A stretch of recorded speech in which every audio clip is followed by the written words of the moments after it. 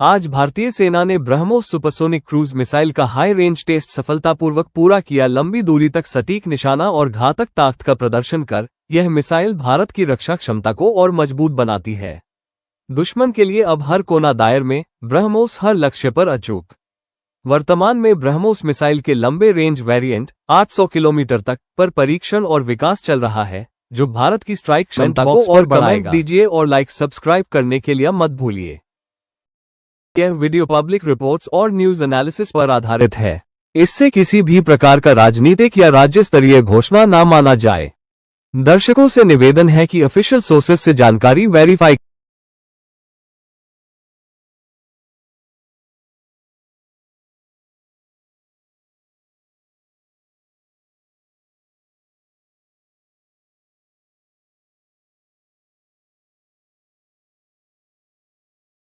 का डीएच पाना होगा नामुमकिन। दोस्तों, आज जो खबर मैं आपको सुनाने जा रहा हूं वह महज एक खबर नहीं है, बल्कि भारत के दुश्मनों के लिए एक ऐसी चेतावनी है जिसे सुनकर उनकी रूह कांप उठेगी। रक्षा जगत में एक ऐसा भूचाल आया है जिसने दुनिया के तमाम बड़े बड़े सैन्य विश्लेषकों हैरान पर मजबूर कर दिया है। अब तक हम और आप यही सुनते आए थे कि तकनीक हर रोज बदलती है और हर हथियार का तोड़ आज नहीं तो कल ढूंढ ही लिया जाता है। लेकिन भारत के वैज्ञानिकों ने इस पुरानी कहावत को गलत साबित कर दिया है। एक ऐसी रिपोर्ट सामने आई है जिसने शीशे की तरह साफ कर दिया है कि अगले 1.5 से 2 दशकों तक, यानी कि साल 2040 तक, भारत के पास एक ऐसा ब्रह्मास्त्र रहेगा जिसका सामना करने की ताकत दुनिया के किसी भी डिफेंस सिस्टम में नहीं होगी। जी हाँ, भारत ने अपने दम पर ब्रह्मोस में ऐसी शक्ति, ऐसी तकनीक डालने जा रहा है जिसकी कल्पना सिर्फ भारतीय वैज्ञानिक ही कर सकते हैं। आज हम जिस रिपोर्ट का और जिस घटनाक्रम का विश्लेषण करने जा रहे हैं वो न केवल भारत की सैन्य ताकत का लोहा मनवाती है, बल्कि यह भी साबित करती है कि हमारे वैज्ञानिक कैसे दिन रात एक करके अपने देश को और मजबूत करने में लगे हुए हैं।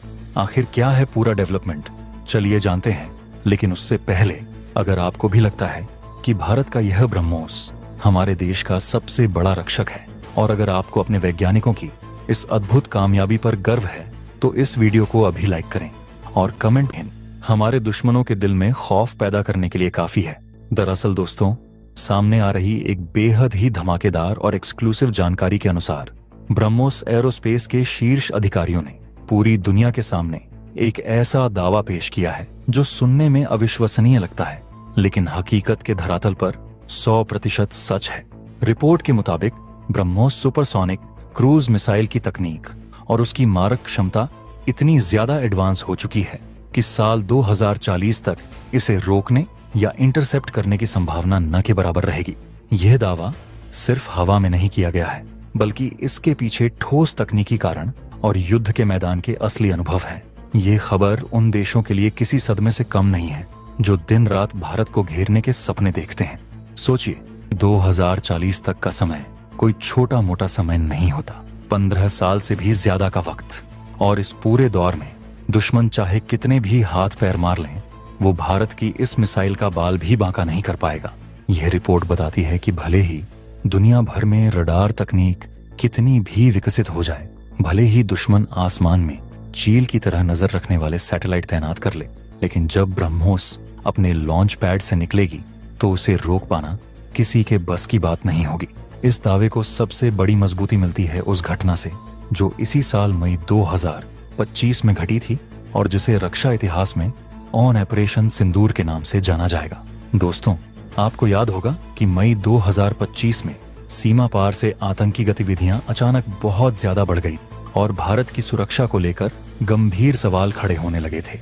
तब भारत सरकार ने एक कड़ा और निर्णायक फैसला लिया था।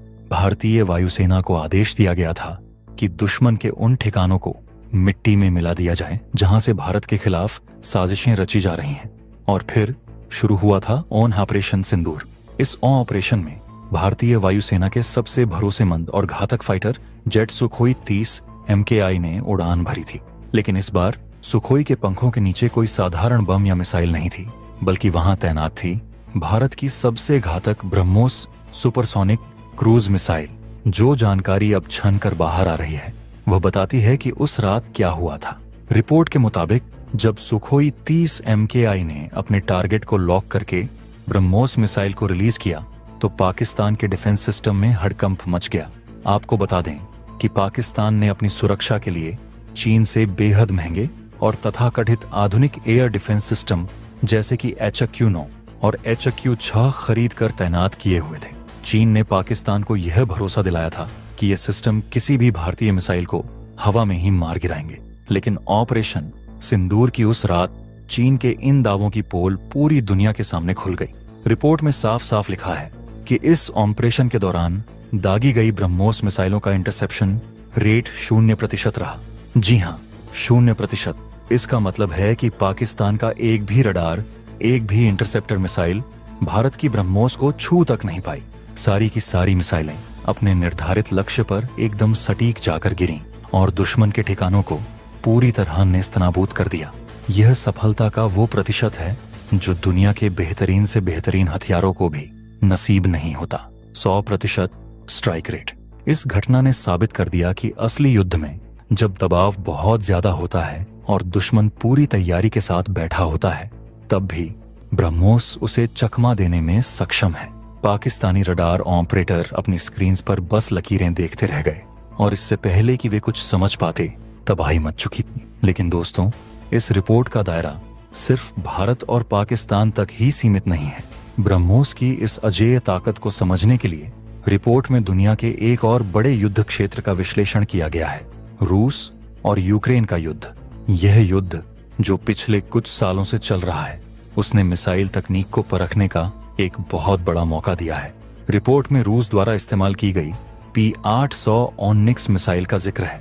अब आप सोचेंगे कि रूस की मिसाइल का हमसे क्या ताल्लुक, तो आपको बता दूं कि P-800 ऑनिक्स वही मिसाइल है जिसे ब्रह्मोस का आधार माना जाता है।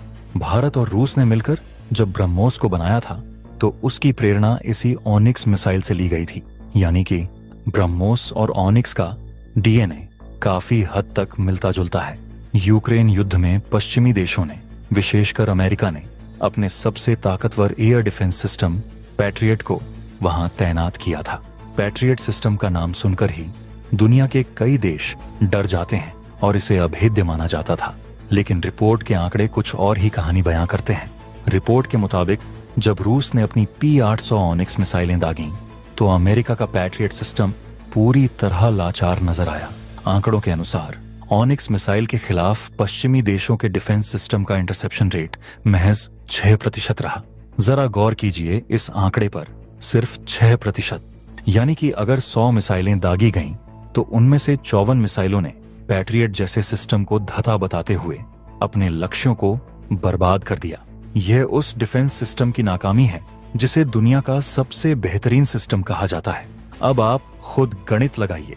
ऑनिक्स तो पुरानी तकनीक पर आधारित मिसाइल है, जबकि भारत की ब्रह्मोस उससे कई गुना ज्यादा एडवांस है। उसमें नई गाइडेंस प्रणाली लगी है, उसका मनूवरिंग सिस्टम ज्यादा बेहतर है और उसकी सटीकता बेजोड़ है। अगर पुरानी ऑनिक्स ने पश्चिमी सिस्टम का यह हाल किया तो भारत की ब्रह्मोस के सामने उनका क्या हश्र होगा, यह सोचना भी उनके लिए डरावना है।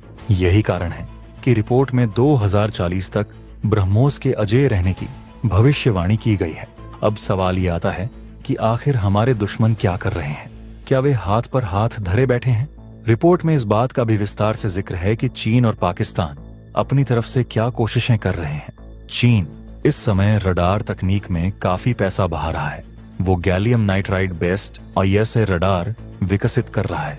तकनीकी भाषा में अगर समझाएं तो ये नए जमाने के रडार होते हैं जो ज्यादा गर्मी बर्दाश्त कर सकते हैं और इनकी सिग्नल पकड़ने की क्षमता पुराने रडारों से कहीं ज्यादा होती है। पाकिस्तान भी चीन की मदद से इन्हीं रडारों को अपनी सीमा पर लगाने की फिराक में है। इसके अलावा वो हाई स्पीड इंटरसेप्टर मिसाइलें भी बना रहा है जो तेज रफ्तार वाले टारगेट्स का पीछा कर सकें। लेकिन यहाँ पर जो सबसे दिलचस्प बात है वो ये है कि ब्रह्मोस के अधिकारियों और भारतीय वैज्ञानिकों को इन सब तैयारियों से कोई फर्क नहीं पड़ता। उनका आत्मविश्वास देखिए। वे डंके की चोट पर कह रहे हैं कि दुश्मन चाहे GAN रडार लगा लें या अंतरिक्ष में जासूसी उपग्रह तैनात कर दें, ब्रह्मोस की काट उनके पास नहीं होगी। इस पूरे विश्लेषण का निचोड़ यह है कि ब्रह्मोस तकनीक में भारत अपने दुश्मनों से इतना आगे निकल चुका है कि अगर वे 10 मिसाइलों को रोकने की कोशिश करेंगे तो बमुश्किल 1 या 2 ही रोक पाएंगे। ब्रह्मोस की प्रचंड गति, सी स्किमिंग, समुद्र से सटकर उड़ना और आखिरी वक्त में एस मनूवर करने की क्षमता इसे किसी भी रडार या डिफेंस सिस्टम के लिए अदृश्य और अजेय बनाती है। और असली गेम चेंजर तो आने वाला ब्रह्मोस 2 से है, जो हाइपरसोनिक स्पीड और भयानक काइनेटिक एनर्जी के साथ 2060 से 70 तक भारत की सुरक्षा की गारंटी लेगा। यह सिर्फ एक हथियार नहीं, बल्कि भारत का वह वज्र है जिसने हमें हथियारों के आयातक से एक लीडर, निर्यातक बना दिया है।